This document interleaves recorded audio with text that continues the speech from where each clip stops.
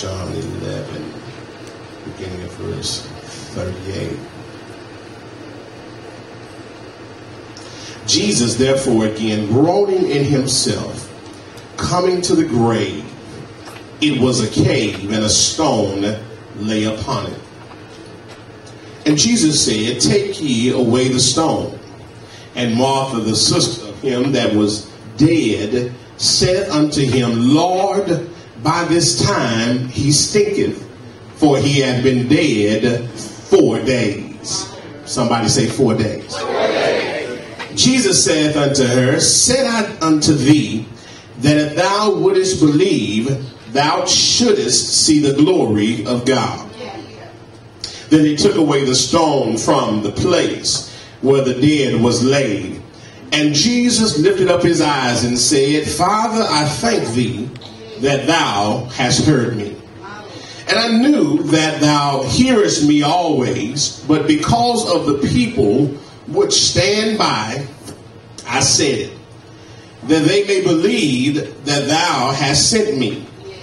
And when he had thus spoken, he cried with a loud voice, Lazarus, come forth. And that which was dead came forth, bound hand and foot with grave clothes, and his face was bound about with a napkin. And Jesus said unto them, Loose him and let him go. Loose him and let him go. I want to pay particular attention to verse 39, where it says, Jesus said, Take you away the stone. Martha, the sister of him that was dead, said unto him, Lord, by this time he stinketh, for he had been dead 4 days. 4 days. Amen. I just want to talk a little while about a stinky situation. A stinky situation. Life is momentary and uncertain. In the New Testament, James writes, what is your life? Your life. You are a vapor that appears for a little while, then vanishes away. And any of us know that when we look at a vapor, if you're boiling water, you see a vapor, but it vanishes very quickly. And Moses said to God in a psalm, you sweep men away in the sleep of death. They are like the new grass of the morning. Though in the morning it springs up new, by evening it is dry and withered. The saying used to be, nothing is certain but death and taxes. That's not always the case, because if you have a good attorney and a good CPA, you might escape some of your taxes. You might even be able to escape all of your taxes. But listen, nobody avoids death. George Bernard Shaw, he has done some research, and the statistics on death have not changed. One out of one die. There's 100% death rate. In a year's time, about 54 million people die on this earth. That translates into about 150,000 people a day die on this earth. That's about 102 people every minute that die on this earth. But listen, the facts alone ought to jar you with the truth that one day I will die and you will die, as will the people we love. Now I realize somebody is saying in their mind, well, wait a minute, what about 1 Corinthians 15? What about 1 Thessalonians 4? I thought the Bible said that there are going to be some that won't sleep the sleep of death. I thought there's going to be some that's going to be raptured up out of here. I thought there's going to be some, Lord, that's going to be changed in a moment of twinkling an eye when Jesus comes back. But yes, there will be some. But for most of us, we're going to have to sleep the sleep of death.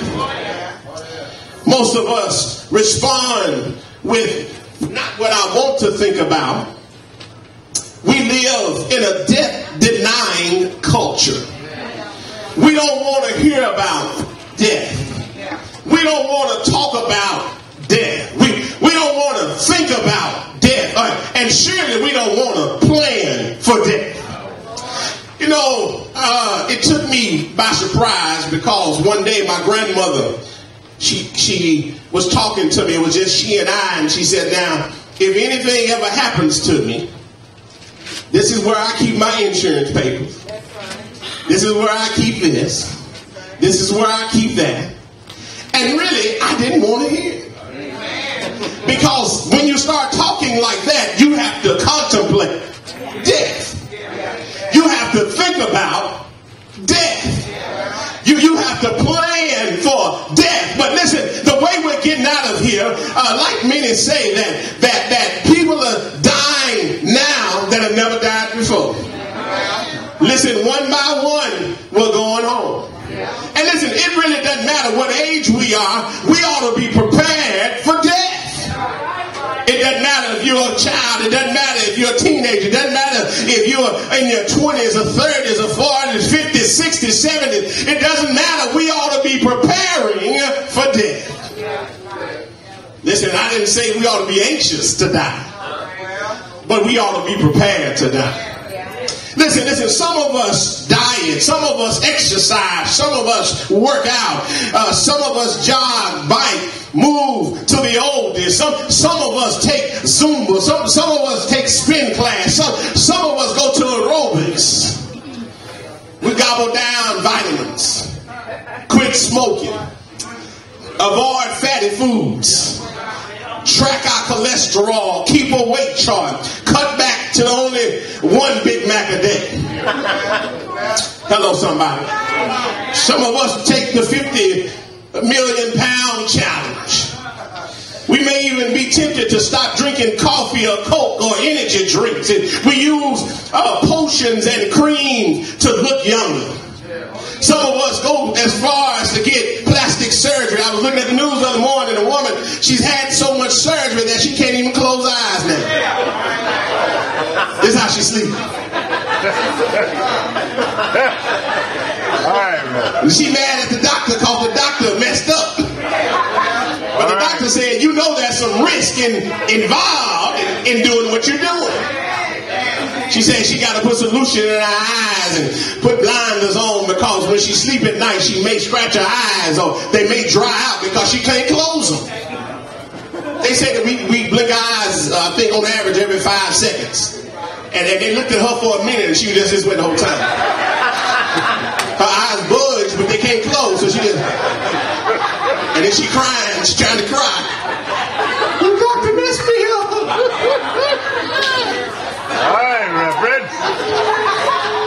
But listen, we do all these things in hopes of a few extra heartbeats. We try to make ourselves look younger even though we're not younger.